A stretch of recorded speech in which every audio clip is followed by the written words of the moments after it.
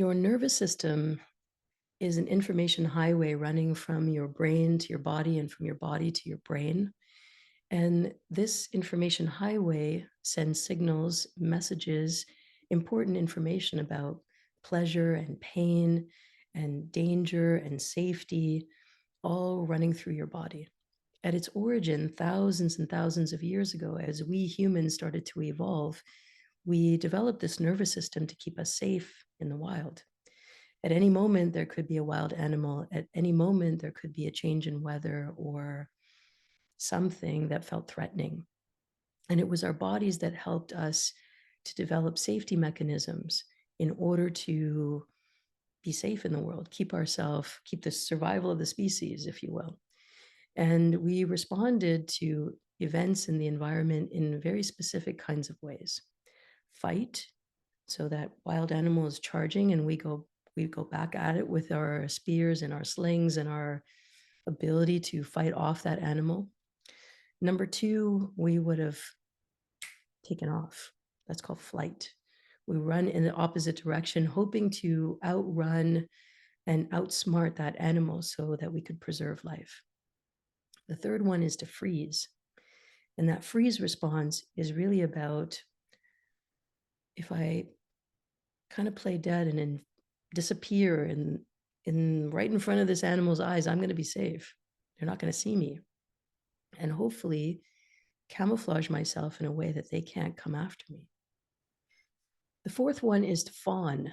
And I think fawning is something that is maybe a little later in our evolution. You might have heard this, fawn, F-A-W-N, also known as people pleasing. Taking care of the threatening entity in order to keep ourselves safe. I'll say yes to you. I'll calm and pacify you so that in turn, once you're calm and settled down, I can feel safe. And so all of this information is coded into our nervous system. That's where it developed thousands of years ago. And now we see it again in our daily lives. When we get a text from somebody that we don't feel particularly safe around, when there's, someone cuts us off in traffic, when somebody close to us is in a bad mood, what do we do? And then, how do we handle the stress of kids or parents or whoever? And you'll know just by listening to those descriptions, okay, which one do I generally respond with? And all of that is, like I said before, coded into our nervous system. It was our safety mechanism thousands of years ago. And now, in this current time, it is the conditioning that we received as children about the appropriate ways to handle stress, the appropriate ways, the ways in which we were allowed to, or which were most effective in keeping us safe. And so we still have those, all of us carry those codes still to this very day. And part of what gets us stressed in our lives is having responses that are actually not up to date, not modernized for where we are now as grown adults, as people who have jobs, who have children, who have families, who have responsibilities, using techniques that we learned in very early parts of our life now have some limitations. And that's what the healing journey is all about. Why do I do that thing? Why am I like that? And that's where Kundalini Yoga comes in really handy. Okay, I have these triggers. I've understood that when I'm triggered, I people please, or I get angry, or I want to take off, or I just go into freeze mode. And those are not helpful. And they're causing anxiety, they're causing sleeplessness, they're causing confusion, they're causing disassociation, they're causing depression, any host of chronic illnesses. Like, it's showing up. And I'm not having the quality of relationships I want, and I'm not feeling fully present in my life. I got to do something.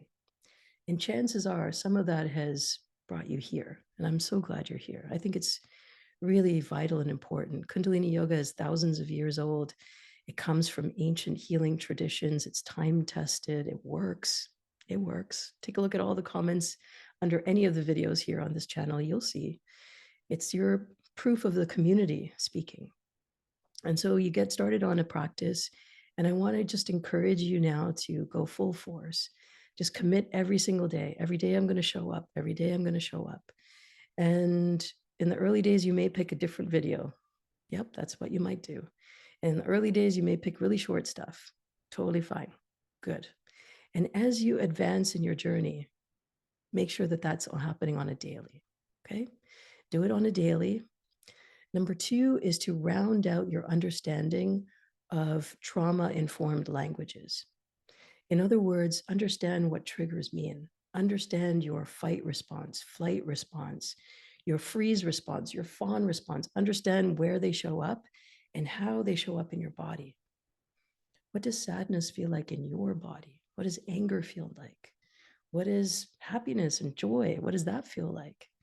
And when you know those sensations, it becomes much easier to navigate. It doesn't become an overwhelming cloud of, I don't know, I'm just overwhelmed and I don't know anything else, but I'm overwhelmed.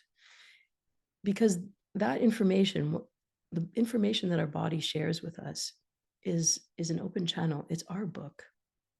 We've written the code. We're reading the scripts that come out of it. And when you know clearly, okay, I've had that conversation and now I'm feeling all jittery and now I'm feeling all spaced out. Okay, now you know I need to squeeze and hold and breathe and I need to go take a shower. Or I need to go outside. You come up with some remedies. This is the Kriya that I find really helpful. This is the meditation I find really helpful. This is the breath work that can help me in this moment. And when you know that about yourself, I think you will find that everything becomes much easier to navigate. It doesn't have to take decades. It can take just consistent effort on your part, making sense of you, your most important project in this lifetime, making sense of it, caring for it, loving it, appreciating it, having moments of gratitude for all that you've been through. These are really important. So this trauma-informed perspective is the way to round out the dialogue. I always say language is the key to culture.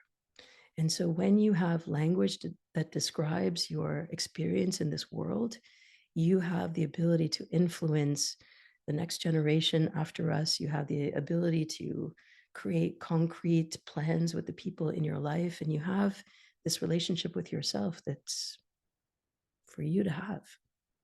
So those are some things to consider as your daily practice, learning the language around trauma, around healing, learning those things so that you can have an understanding of why your body is telling you what it's telling you, and know that your body's not out to get you. It's helping you. And sometimes the noise, we have to tune out the noise out there to listen clearly. So the pain or the anxiety or the depression or the chronic illness, it's not meant to punish you. In fact, quite the opposite. It's meant to help you. What do I have to pay attention to? Oh, I need to rest more. I need to get more clarity. I need to remove toxic elements out of my life so that I can feel good. And that's where we are now, friends. The conversation has advanced and the practice is advancing. And I want you to be part of that. I want you to remember that there is always hope and there's always support. There's always community. A few different ways we can connect. One is a clarity call, quick and dirty. Something's come up. You need a little technique to get yourself through. I'm good for it. The second one is a little longer, a little bit more investment. It is numerology. This is where we sit down for 60 minutes and really go through your soul map, what you're destined to do, your gifts, your talents, everything. And then I'll recommend a practice for you to take on. And then, of course, there's Kundalini Yoga teacher training. This is where I pull all the stops. So we go head first into what is Kundalini Yoga? How does it work? How do we modify? How do we understand ourselves in the context of this ancient practice?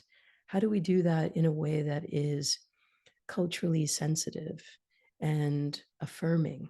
How do we explore the teachings and understand the cultural roots of where it comes from? How do we launch ourselves on social media? How do we stand present in front of a camera? All the things. And in that exploration, in that discovery, you'll find you. Whether you want to be a teacher or not, I never did. You'll find you. And that's what it's all about. Check the links in my bio. like, save, share, do the things, send it out as far and wide into your communities. These ancient teachings have a lot to offer, especially now. So let's do our part. Until next time, my name is Salimah, yoga therapist. Bye for now.